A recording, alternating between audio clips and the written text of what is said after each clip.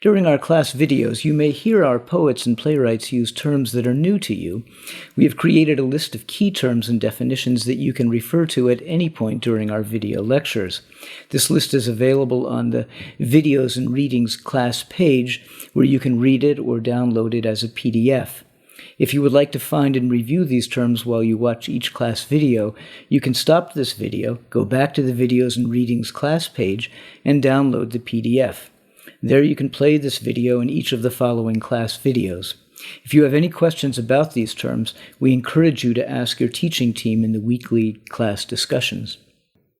Scott Bradley is an American writer, performer, and director. His writings include the plays Seed, Trocadero Rose, Packing, Pucker Up, The Wood Problem, and books and lyrics for the musical We Three Lizas.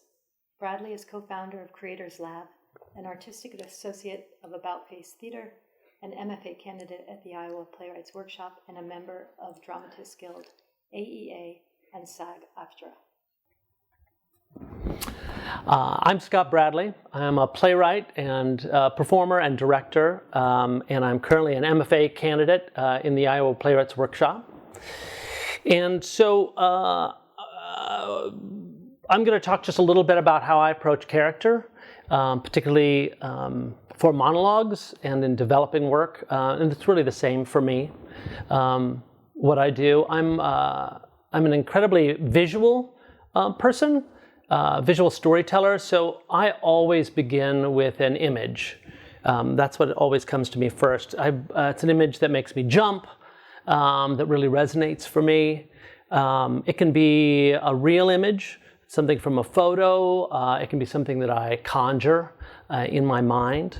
A recent play that we just performed in festival called Seed actually started, I'd come across a picture of a teenage boy in the Midwest who had recently killed himself. And his face really stuck with me for about 2 years before I sort of came upon the story that image sort of launched out and has become a larger play now. But it can be an image of a possible character, a place that evokes character. It can be a piece of art, an old ironing board, anything like that. And from that place, I'm a hippie. And so it always, for me, conjures, that image always launches me toward ideas about injustice and lack of fairness. The world is an unfair place, and normally the images that come to me immediately evoke an idea of inequity that's happening socially for us in the current moment. And you know, not only am I interested in examining how we are confronting injustice right now, but also as a dramatist, it's conflict. It is drama, and so it is at its essence dramatic and therefore interesting, and hopefully then interesting for an audience to want to explore with you as well.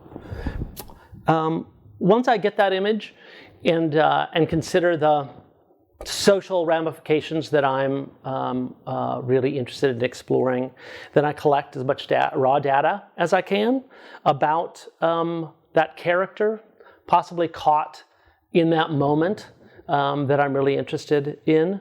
It can be real data or made up, a character's age, their gender, their ethnicity, where they grow up, where they live now.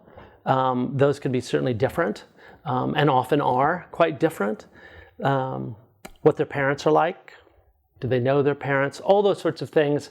Then I start just a list. I start writing out a list, all of that kind of raw data, so that I get an idea about who this person might be. And then for me, I take myself into a couple of free writing exercises, which for me means sitting down, timing myself sometimes. Maybe it's 10 minutes that I take a pen to a journal and I just start writing stream of consciousness about that character, about that situation, and just let my pen flow. Whatever comes out, allow everything. And that starts to really get inside what's underneath the image, why it's resonating for me. I get to see what that's doing to me as a writer. Once I finish that, I look that over, and then I will give myself a second free writing exercise in which I write for, and I'll do 10 minutes, which goes by really quickly when you're just free writing, in which I will write as the character. So I'll look at it, the stuff about the character, the free writing exercise I did, and then I'll sit down and I will attempt to just free write as the character. Again, stream of consciousness, I'm not interested in editing myself. It's really just an opportunity for the character to get to speak out. That goes for about 10 minutes. I finish that, and then I will start to, once I've written it out, I'll look back over it, and then sometimes I'll record myself doing it, but then I will speak it out loud, what I've just written. I'll speak the monologue out loud, even if it's disjointed, if it's fragments, if it's tiny, if it's words, if it's phrases. It's just letting it come out loud. Because I'm writing it for performance, for an actor, to perform for people, I want to hear what it sounds like coming out of my mouth. I'll listen for phrases that feel really right, that feel like the character. I'll listen to maybe a word that I wouldn't probably say myself, but this character somehow wrote on the page. I'll listen for rhythm. Rhythm of maybe a couple of phrases that come together that I think, oh, that's interesting. That sounds like them. And then I'll pull those pieces out that jumped out to me, and I'll begin to build on those. Sometimes it surprises me. Sometimes a character that I thought I was creating a male character, that I find out was a female character. I find out that they're older than I thought that I initially was writing them to be, because their voice is coming out older, and I allow that to guide me. I find one of the things, and I'll talk about briefly in a moment, is that that voice all of a sudden I realize is not coming from today. It's coming from a place in history. Something about the voice says, oh, this feels like the 1970s. This feels over there from that area, and I'll just allow that.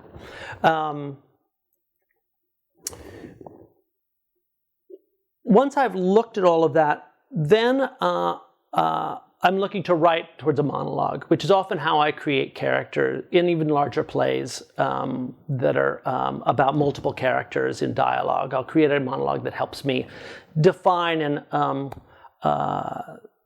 really encapsulates the essence of who that character is. And I'll create the monologue initially by trying to find what in that moment they really need to speak to. What is their deep need, right? It could be, do they need to reveal a secret? Do they need food? Do they need to be treated like they matter? Do they need to quash a rebellion? What is it that they need in that moment? And then I will just sit and write to that need. I usually give myself a page. Sometimes it goes more than that. But normally I try to fill out a page of just a monologue that this character would just speak. I leave that, I write that out. I may walk away from it and then come back, and then I start to sculpt that. into something that might be presentable. And also may grow into something much larger, into the larger piece. So that's basically an approach that I take to most all of my work. When I first am encountering a character, when I'm first wanting to launch into a new piece.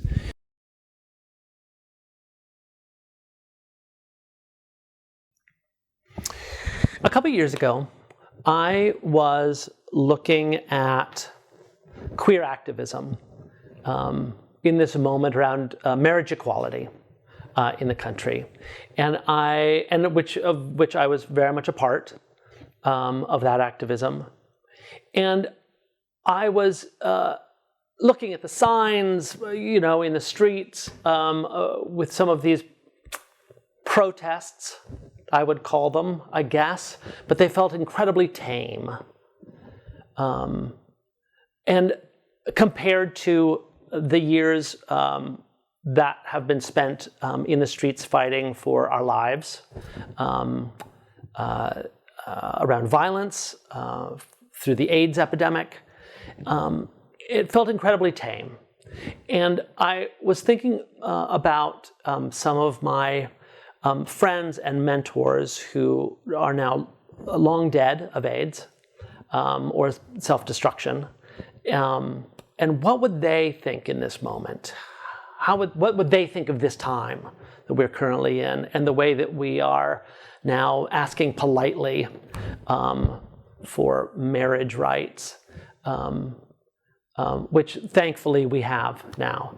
But what would that feel like for them? And I realized that the struggles that we were really facing and trying to tackle head on in San Francisco and New York in the late 70s are really not very different than the struggles that queer people are facing today in Des Moines, Iowa, or Topeka, Kansas. And that is the struggle just to be given a chance to experience life as a full human being. To see ourselves as worthy of respect and love and health and laws that protect us. And so I thought I wanted to set a story in 1979, specifically in this moment in history, in 1979 in San Francisco, in the year following the assassination of Harvey Milk, who was a huge champion of equality. When the gay community there was really finding their strength to overcome violent injustice in that moment. And we're flying headlong into a plague that we have no idea is coming. And so I was really interested in looking in that moment because I felt like that feels resonant to me now in us having just come out of this violent fight for AIDS funding and visibility, where we're still fighting that stigma, but we seem to be in this sort of peaceful little land, and it scares me a little bit that we don't see what might be around the corner. So this is a short monologue. I'm going to do. I created early that when I was searching for the main character's voice for this play that I wanted to set in this time. The character's name is Margot Rose. It's based on my very first genderqueer character that I ever created back when I was 18, which was the nickname for Queen Elizabeth of England's sister, Margaret Rose. Margot Rose. And I found that Margot Rose is a trans woman. She is in her early 30s. She is a nightclub performer, lip sync, drag queen in that world, and prostitute. I based her voice on a friend of mine from back in the day someone with real bravado and a huge laugh that hides this desperate need to be seen as she wanted to be seen. Yeah. And part of my research in doing this, YouTube. I got on and YouTubed interviews of people from the 1970s in that time in San Francisco in the queer community who identified as trans, and also just a lot of people in that era and in that station of life and how they spoke. And this is just a brief monologue early in the play.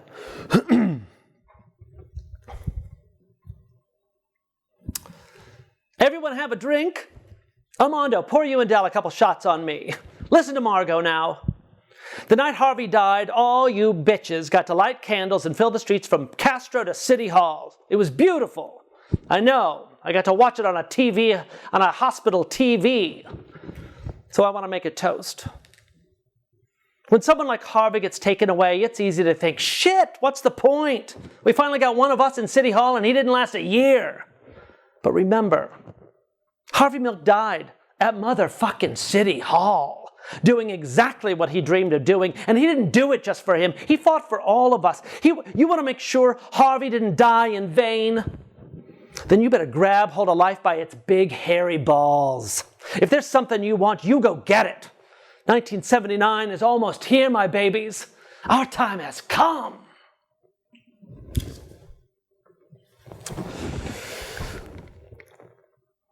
That monologue was one of the earliest things that I tried shaping for Margot. I wanted to convey her warrior spirit.